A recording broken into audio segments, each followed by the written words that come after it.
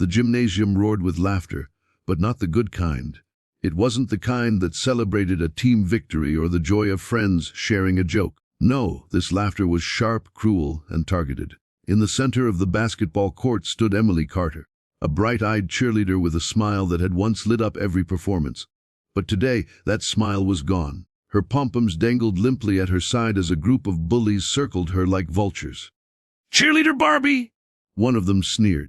"Bet all that glitter can't hide how useless you are." The others chimed in, mocking her moves, imitating her routines with exaggerated clumsiness, and laughing until their sides hurt. For months they had picked on Emily for being too perfect, calling her a spoiled princess, assuming her cheerleading uniform meant she was weak. But what they didn't know, what they couldn't know, was that Emily's father wasn't just any dad. He was a decorated combat instructor who had spent years teaching soldiers how to handle themselves under pressure. And in the quiet moments at home, away from the spotlight, he had taught his daughter everything he knew.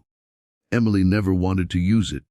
Her father's lessons weren't meant for schoolyard brawls. They were about discipline, confidence, and self-control.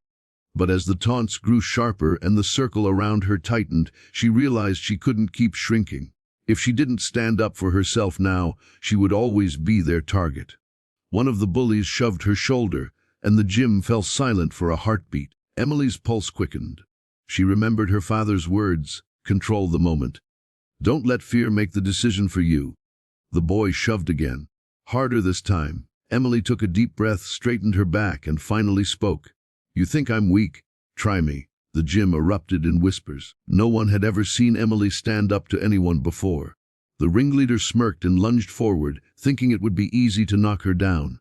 But in one smooth motion, Emily shifted her weight, grabbed his wrist exactly the way her dad had shown her, and flipped him onto the mat with a thud that echoed through the gym. Gasps filled the room. The other bullies hesitated, but one of the girls snarled, "Lucky move," and charged. Emily sidestepped, hooked her foot, and sent her sprawling. It wasn't wild or angry, it was precise, controlled, almost graceful.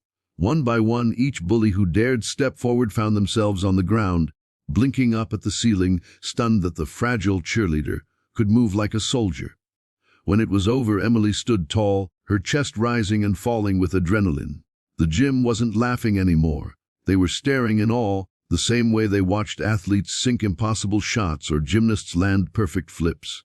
Except this time, it wasn't about the routine, it was about respect. Emily looked down at the group of bullies, shaken but unharmed, and said firmly, "I don't want to hurt anyone, but I won't let you hurt me anymore."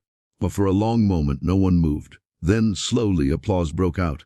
At first, it was just a few claps, hesitant and unsure. But soon, the sound swelled into thunderous cheers.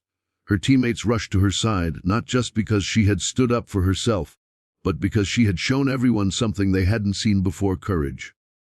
That night, as Emily sat at the kitchen table, her father listened quietly as she told him everything. He didn't scold her for using what he taught her. Instead, he placed a strong hand on her shoulder and said, "I taught you those skills to protect yourself, but what you did today was more than that. You showed them strength without cruelty. That's real power." In the weeks that followed, the bullying stopped.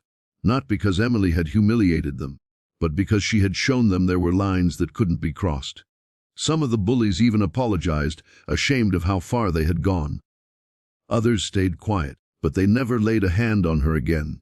And for Emily, the greatest victory wasn't the takedown, it was finding her voice. She returned to cheering with a new fire in her spirit, no longer afraid of whispers or laughter.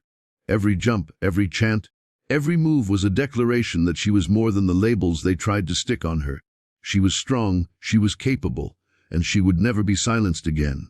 And so, the girl who once stood trembling in the middle of the gym became a symbol of resilience. Not because she fought like a soldier, but because she chose to stand tall like herself. Her story spread through the school like wildfire, inspiring others who had been quietly suffering to speak up, to stand firm, and to believe in their own strength. Emily had learned something powerful that day. Courage isn't about throwing punches. It's about knowing when to rise, when to draw the line, and when to remind the world that kindness is not weakness. In the end, Emily didn't just defeat her bullies. She defeated the fear that had held her back, and in doing so, she lit a path for others to follow.